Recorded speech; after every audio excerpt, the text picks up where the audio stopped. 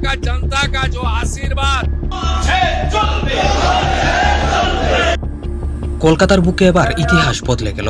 ভেঙে চুরমার হয়ে গেল বিগত এক শতাব্দীরও বেশি সময় ধরে চলে আসা এক চিরাচরিত সাম্প্রদায়িক সম্প্রীতির ঐতিহ্য। 2026 সালের পবিত্র কুরবানির ঈদের ঠিক আগ মুহূর্তে পশ্চিমবঙ্গের নতুন বিজেপি মুখ্যমন্ত্রী শুভেন্দু অধিকারী সরকার এক নজিরবিহীন ও চরম বিতর্কিত সিদ্ধান্ত নিয়েছে। কলকাতার বুক চিরে চলে যাওয়া ঐতিহাসিক রেড রোডে এবার আর হবে না ঐতিহ্যবাহী ঈদের প্রধান জামাত। সরকারের নিষেধাজ্ঞা জারি করে বন্ধ করে দেওয়া হয়েছে শত বছরের এই প্রথা। রাস্তা আটকে কোনো ধরনের ধর্মচারণ করা যাবে না। সরকারের এই এক লাইনের যুক্তি তছনছ করে দিয়েছে কলকাতার মুসলিম সমাজের আবেগ ও সংস্কৃতিকে। 1919 সালের পর থেকে দ্বিতীয় বিশ্বযুদ্ধ আর করোনা মহামারী ছাড়া যে প্রথা কখনো থামেনি, আজ সাধারণ সময়ে কেন তা কেড়ে নেওয়া হলো? কেন রেড রোড বাদ দিয়ে মুসলমানদের যেতে হচ্ছে ব্রিগেড প্যারেড গ্রাউন্ডে? শুভেন্দু সরকারের এই চালের পেছনে কি কেবলই আইনের শাসন, নাকি লুকিয়ে আছে গভীর কোনো রাজনৈতিক মেরুকরণ? এই ঐতিহাসিক ও চাঞ্চল্যকর ঘটনার ভিতরের আসল সত্য জানতে ভিডিওটি অবশ্যই শেষ পর্যন্ত দেখবেন। তাহলে জানতে পারবেন আসলে শুভেন্দু অধিকারীর চাল কি, বা সে কি কারণে এমন করছে, এরকম আইন জারি করছে পশ্চিমবঙ্গের সাধারণ মুসলিমদের হেনস্থা করার জন্য। পুরো বিষয়টি বুঝতে হলে আমাদের একটু ইতিহাসের পাতায় ফিরে যেতে হবে। কলকাতার রেড রোডের ঈদের নামাজ কোনো সাধারণ ধর্মীয় সমাবেশ ছিল না। এটি ছিল কলকাতার সংস্কৃতির এক অবিচ্ছেদ্য অংশ। 1919 সাল থেকে, অর্থাৎ আজ থেকে 107 বছর আগে, এই খোলা রাস্তায় প্রথম ঈদের নামাজ আদায় শুরু হয়েছিল। সেই থেকে বছরের পর বছর ধরে কলকাতার লাখ লাখ মুসলিম এই রাজপথে কাঁধে কাঁধ মিলিয়ে ঈদের নামাজ আদায় করে আসছেন। বিগত এক শতাব্দীরও বেশি সময়ের ইতিহাসে এই নামাজে ছেদ পড়েছিল মাত্র দুইবার। প্রথমবার দ্বিতীয় বিশ্বযুদ্ধের সময়, যখন রেড রোডকে সাময়িকভাবে সামরিক বিমান ওঠানামার রানওয়ে হিসেবে ব্যবহার করা হয়েছিল, আর দ্বিতীয়বার 2020 ও 2021 সালের করোনা মহামারীর ভয়াবহ লকডাউনের সময়। এই দুটি বিশেষ জরুরি পরিস্থিতি ছাড়া ভারতের স্বাধীনতা আন্দোলন, দেশভাগ কিংবা বড় বড় রাজনৈতিক পট পরিবর্তনের মধ্যেও রেড রোডের নামাজ কখনো বন্ধ হয়নি।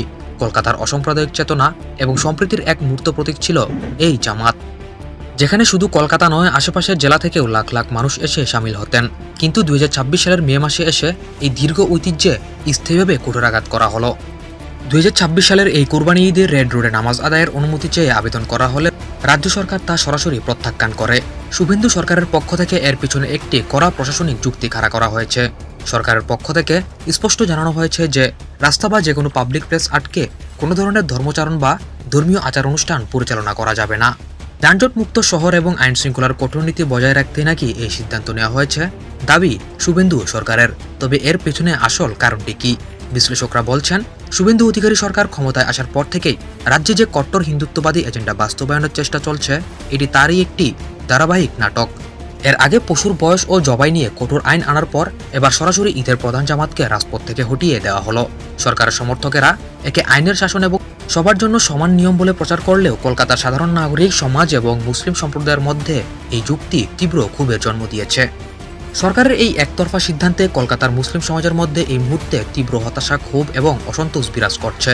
বিভিন্ন মুসলিম সংগঠন এবং সাধারণ মানুষের অভিযোগ, বছরে মাত্র 2টি দিন, তাও আবার মাত্র কয়েক ঘন্টার জন্য রেড রোডটি নামাজের জন্য বন্ধ রাখা হতো।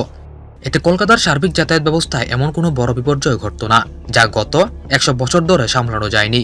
মুসলিম সমাজের নেতৃবৃন্দের মতে বর্তমান বিজেপি সরকার সুকৌশলে মুসলমানদের চিরাচরিত আবেগ, ঐতিহ্য এবং ধর্মীয় স্বাধীনতার উপর আঘাত হানছে। এটি কেবল একটি রাস্তা বন্ধের বিষয় নয়, বরং কলকাতার বুক থেকে মুসলিম সংস্কৃতির দৃশ্যমান অস্তিত্বকে সংকুচিত করার একটি পরিকল্পিত রাজনৈতিক প্রয়াস। কলকাতার ইমামদের একাংশ ক্ষোভ প্রকাশ করে বলেছেন যে শহর সবসময় সম্প্রীতির বার্তা দেয়, সেই শহরের 1 শতাব্দীর পুরনো ঐতিহ্যকে এভাবে রাতারাতি প্রশাসনিক ফতোয়া দিয়ে বন্ধ করে দেওয়া অত্যন্ত দুর্ভাগ্যজনক এবং বৈষম্যমূলক। এই সিদ্ধান্ত সমাজকে আরও বেশি মেরুকরণের দিকে ঠেলে দেবে বলে তারা আশঙ্কা করছেন। রেড রোডে অনুমতি না মেলায় এক প্রকার বাধ্য হয়ে বিকল্প চিন্তা করতে হয়েছে কলকাতার ঈদ কমিটিকে। এবারের ঈদের প্রধান জামাতটি রেড রোডের পরিবর্তে অনুষ্ঠিত হতে যাচ্ছে কলকাতার আরেকটি ঐতিহাসিক স্থান বিশাল ব্রিগেড প্যারেড গ্রাউন্ডে।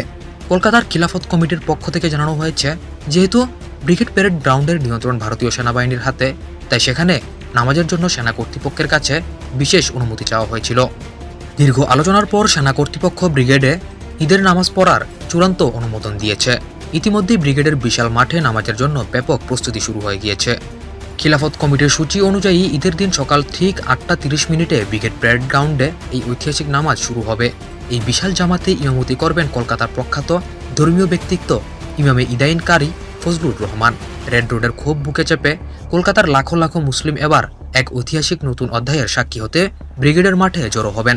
স্থান পরিবর্তন হলেও ঈদের জামাতে মানুষের ঢল যে বিন্দুমাত্র কমবে না তা আয়োজকদের প্রস্তুতি দেখেই স্পষ্ট বোঝা যাচ্ছে। শত বছরের ঐতিহ্যবাহী রেড রোডের নামাজ বন্ধ করে ব্রিগেডে স্থানান্তরের এই পুরো ঘটনাটি পশ্চিমবঙ্গের রাজনীতিতে এক দীর্ঘমেয়াদী প্রভাব ফেলতে যাচ্ছে।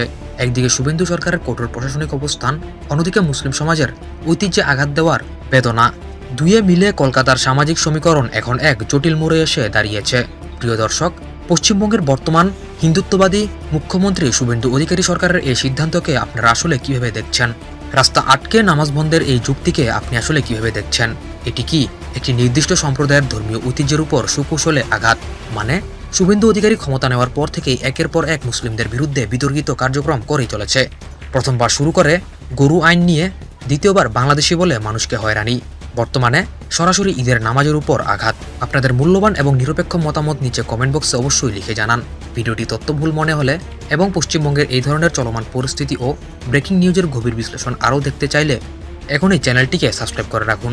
তথ্যটি সবার মাঝে ছড়িয়ে দিতে ভিডিওটি ফেসবুক ও হোয়াটসঅ্যাপে শেয়ার করুন। আর হ্যাঁ, আমাদের চ্যানেলটি সাবস্ক্রাইব করতে পাশে থাকা বেল আইকনটি ক্লিক করতে একদম ভুলবেন না।